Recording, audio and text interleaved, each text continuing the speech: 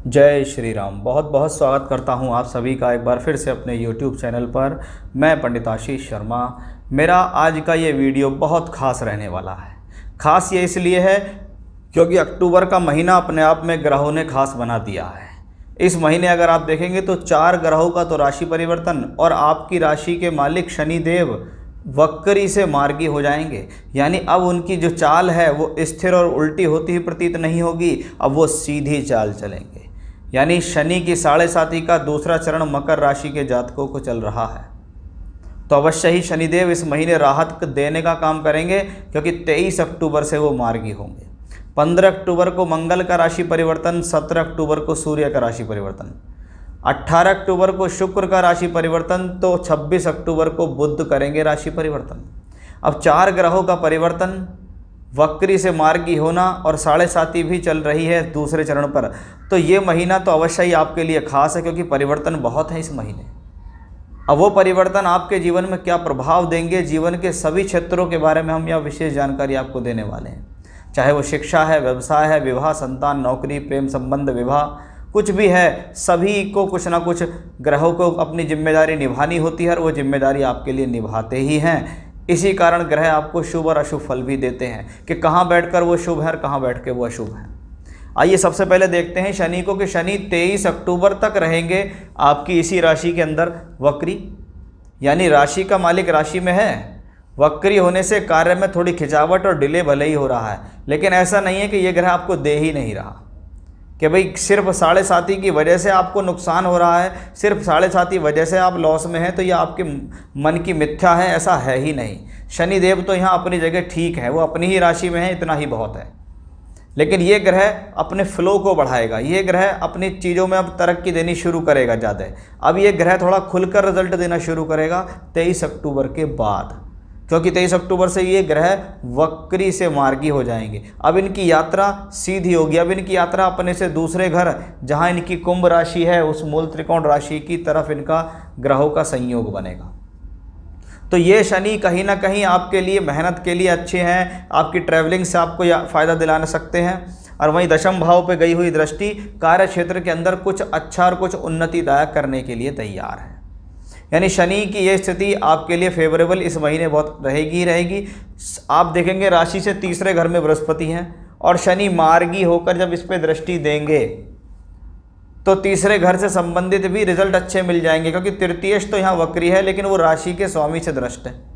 यानी ये कॉम्बिनेशन कोई ख़राब नहीं हुआ, ये दोनों ही ग्रह कहीं ना कहीं आपके लिए बेहतर हैं। अगर बृहस्पति तीसरे घर में बैठ के राशि के मालिक से दृष्ट हो जाते हैं तो तीसरे घर के फल बढ़ेंगे। अब ऐसे समय में टूर, ट्रैवलिंग, यात्राओं से संबंधित कोई भी काम आपको करना है कर सकते हैं। ट्रैवलिंग से फ़ायदा, परिवर्तन से फ़ायदा, स्थान परिवर्तन से फ़ायदा।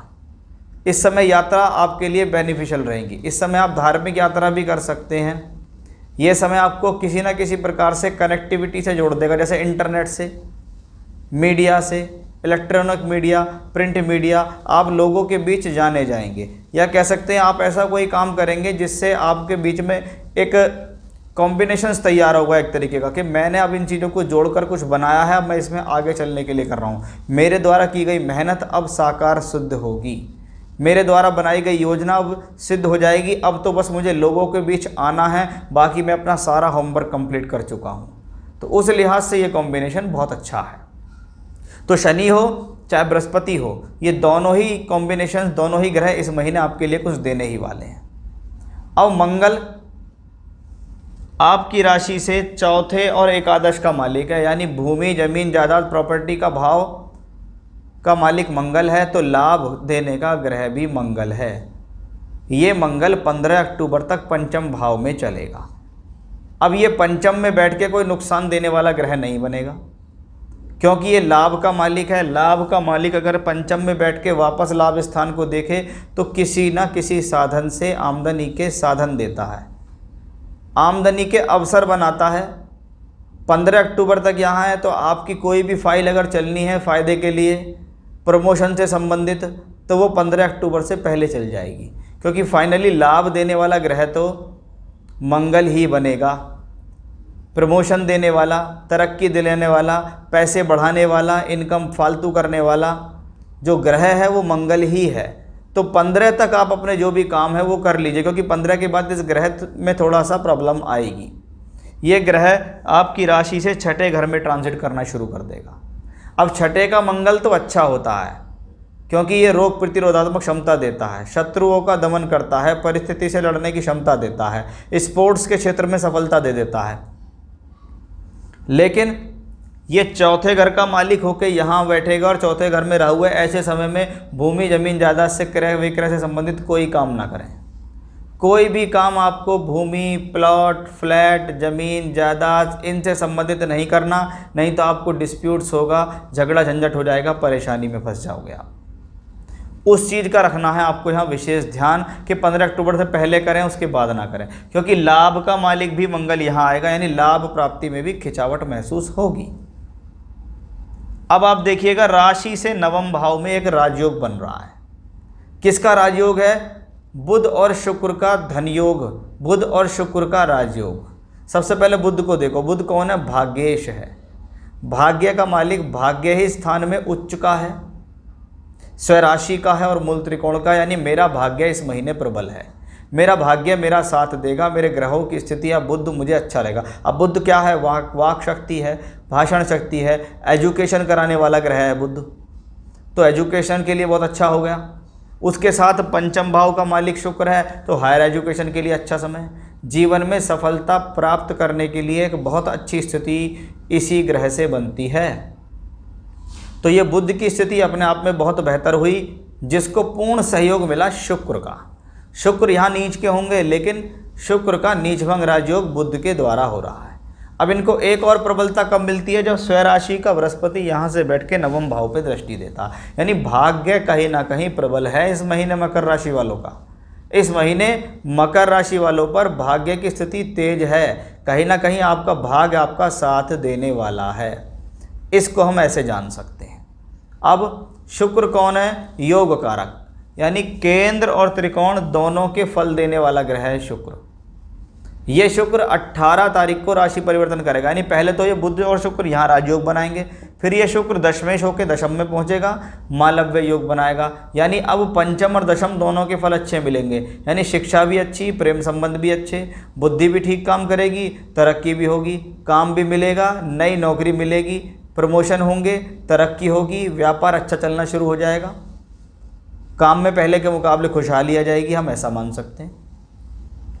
अब सूर्य की थोड़ी सी चिंता है कि सूर्य जब तक 9th हाउस में, क्योंकि सूर्य अष्टम का रोल है, अष्टम का मालिक कहता है कि जी मैं अष्टमेश हूँ, मैं जिस भाव में बैठूंगा उस भाव से संबंधित अड़चन परेशानी पैदा करूंगा। अगर अष्टम का मालिक केंद्र त्रिकोण में बैठे तो अष्टमेश के लिए तो अच्छा है, लेकिन जिस भाव में बैठता उसको दुख देता है।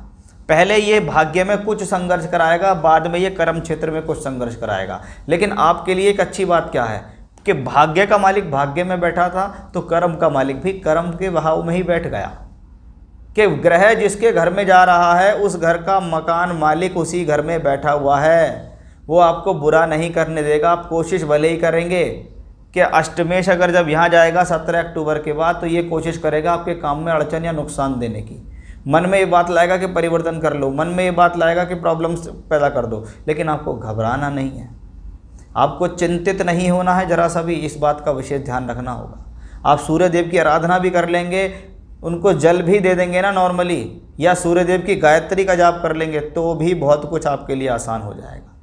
अन्यथा जो बुध और शुक्र का राजयोग राशि से नवम में महीने की शुरुआत में बनेगा, वही बुध शुक्र का राजयोग महीने के अंत तक आते आते दशम में भी बनेगा, क्योंकि 26 अक्टूबर को बुध भी राशि परिवर्तन कर लेंगे। यानी इस महीने जो थोड़ी चिंता इस ग्रह ने दी, एक तो 15 अक्टूबर के बाद मंगल ने दी, एक 17 अक्टूबर के बाद सूर्य ने दी। किस फॉर्म में दे रहे हैं, किस तरीके से प्रॉब्लम दे रहे हैं वो बताया है, किस तरीके से सावधान रह सकते हैं वो बताया, क्या करें क्या ना करें उसका ध्यान रखें, पूजा क्या करनी है जिससे आप बच सकते हैं, क्योंकि मकर राशि वालों के लिए ये जो योग है ये अच्छा है। बार बार ऐसे संयोग नहीं बनते जब आप खुद सोचें कि आपके भाग्य स्थान में 3 ग्रह हों और धन कारक भी इसको देख रहा हो और राशि का मालक मजबूत हो। तो यहाँ मैंने आपको समझाने की कोशिश की है कि अक्टूबर के महीने में मकर राशि के जातकों के लिए कैसी रहेगी ग्रहों की अवस्था, ग्रहों की स्थिति, ग्रहों का परिवर्तन आपको क्या दे सकता है उसके बारे में बताया है। फिर से इसी प्रकार की जानकारी लेकर मैं आपके सामने हाजिर होऊंगा। तब तक के लिए बने रहिएगा मेरे साथ। जय श्री राम।